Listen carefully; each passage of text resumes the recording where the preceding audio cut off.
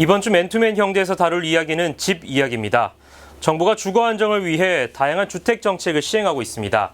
그중 대표적인 것이 행복주택 그리고 뉴스테이인데요. 어떤 것이 각각의 수요자들에게 유리한지 알아봤습니다.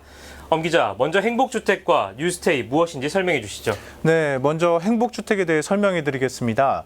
행복주택은 젊은이들의 주거 안정을 위한 공공임대주택입니다.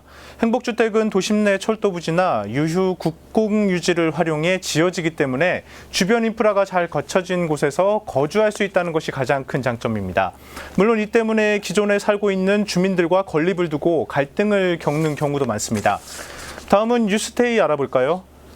뉴스테이 역시 국토부의 7대 신산업 육성 정책 중 하나인데요. 뉴스테이는 쉽게 말해 민간 임대주택입니다. 민간 건설사가 짓고 저렴한 가격에 최대 8년간 임대하는 방식인데 여기에 임대료 상승도 연 5% 이내로 제한됩니다.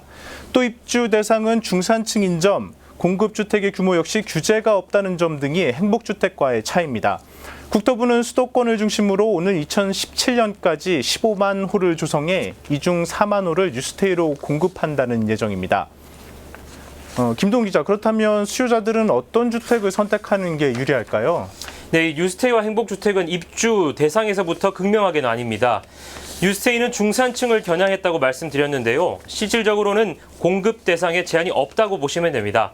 그렇다 보니 만 19세 이상 대한민국 국민이라면 누구나 입주가 가능합니다. 임대료를 보면 중구 신당동에 들어설 뉴스테이 59제곱미터의 경우 보증금 1억 원에 월세 100만 원 수준입니다. 주변 평균 시세가 보증금 1억 원에 월 111만 원인데요. 별 차이가 없다고 느낄 수도 있지만 신축 주택이고 교육과 육아, 청소와 세탁 등의 전문 주거 서비스를 저렴하게 받을 수 있는 장점도 있습니다. 반면에 행복주택은 신혼부부와 사회초년생, 대학생이 주요 공급 대상입니다. 행복주택의 가장 큰 장점으로는 저렴한 임대료를 꼽을 수 있습니다. 또 거주기간도 대학생과 신혼부부, 사회초년생에게 최대 6년까지 보장되는데요. 대학생이 사회초년생이 되거나 사회초년생이 신혼부부가 될 경우 최대 10년까지도 보장됩니다. 그러나 행복주택은 까다로운 자격 요건이 있습니다. 무주택자를 기본 요건으로 하는데요. 계층별로 소득과 자산 기준도 만족해야 합니다. 또 대학생과 취약계층을 제외하고는 청약저축 가입이 필요합니다. 엄 기자, 내곡동에 있는 행복주택을 저희가 함께 같이 가보지 않았습니까? 저 같은 경우에는 가서 느낀 점이 이렇게 좀 면적이 좀 좁다고 느꼈는데요. 아무래도 가족 세대수가 많은 경우에는 불편할 수도 있겠다라는 생각이 들었습니다. 많은 주택 유형이 있겠지만 이러한 세대에게 추천해줄 만한 주택 유형은 어떤 것들이 있습니까? 네, 이런 분들에게는 장기 전세주택을 고려해 보시는 게 좋을 것 같습니다. 흔히 시프트라고 더 잘 알려져 있죠. 주변 전세 시세의 80% 이하로 무주택자가 최장 20년까지 살 수 있도록 마련한 전세주택을 말하는데요. 장기 전세주택의 장점에 대해 한번 들어봤습니다. 장기 전세의 최대 장점은 20년간 전세로 주변 시세보다 낮게 살 수 있다는 그게 가장 큰 장점입니다. 굳이 내 집을 안 사더라도 20년이면 웬만한 계획을 세우면 그 이후에 다른 주택을 사든지 무슨 충분한 계획을 세울 수 있거든요. 뉴스테이와 비슷해 보이지만 전세로만 이루어져 있다는 게 가장 큰 장점으로 보이는데요. 애초에 장기 전세주택을 소개해드린 이유가 바로 세대수가 많은 분들에게 추천하기 위해서였습니다. 이러한 면에서 장기 전세주택이 어떤 이점이 있는지 인터뷰를 통해 계속해서 들어보겠습니다.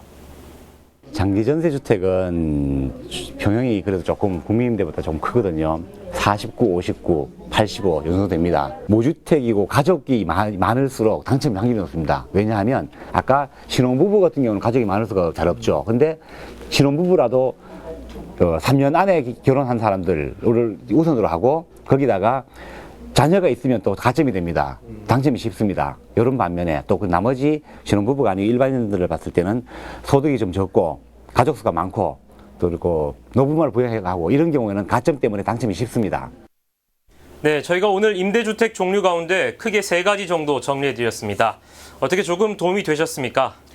네, 이 밖에도 수많은 종류의 임대주택이 있는데요. 입주 환경과 입주 자격 등을 잘 따져보시고 나에게 맞는 임대주택이 무엇인지 고민해 보시는 것도 좋을 것 같습니다. 지금까지 M2M 경제였습니다.